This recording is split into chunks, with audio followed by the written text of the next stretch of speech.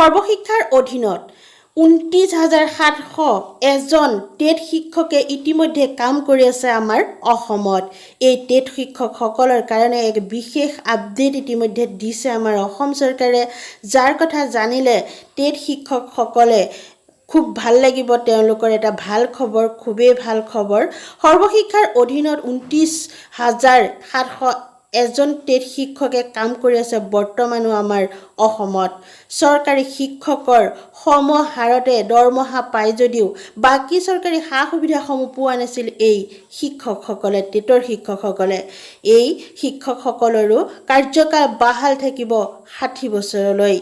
তেওঁলোকৰ দৰমহা চৰকাৰী কৰ্মচাৰীৰ সমানেই বৃদ্ধি কৰা হ'ব বুলি ইতিমধ্যে শিক্ষামন্ত্ৰীয়ে এয়া ঘোষণা কৰিছে।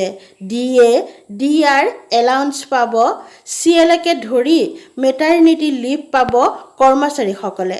বেংকৰ লোন ইতিমধ্যে টেট শিক্ষকসকলৰ কাৰণে প্ৰায় বন্ধই আছিল বুলি ক'ব পাৰি, কিন্তু বেংকৰ লোন ল'ব বিচাৰিলেও পাব এই শিক্ষকসকলে বুলি ঘোষণা কৰে শিক্ষামন্ত্ৰীয়ে।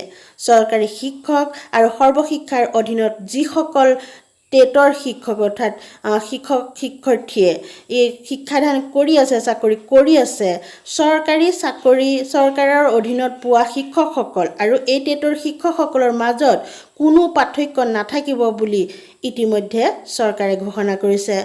আনহাতে ৰাজ্যত 11,206 গৰাকী শিক্ষকলৈও সুখবৰ।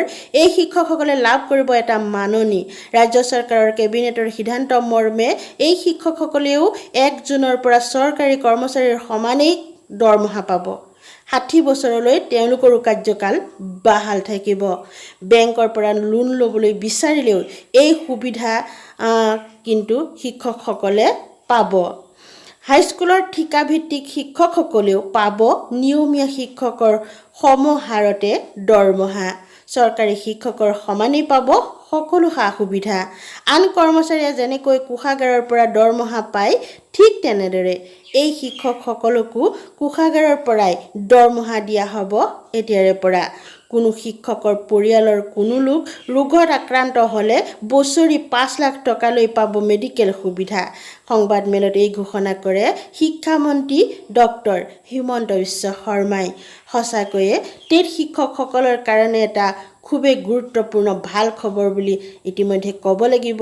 মাহীৰ চকুৰে চোৱা যেন হৈ আছিলে এই টেট শিক্ষকসকলে, যিহেতু চৰকাৰৰ পৰা পোৱা চাকৰি সেই শিক্ষকসকলৰ তুলনাত সমানেই কাম কৰি গৈছে এই টেট শিক্ষকসকলেও। সকলোকে সমদৃষ্টিৰে চোৱাৰ বাবে অসম চৰকাৰলৈ অশেষ ধন্যবাদ।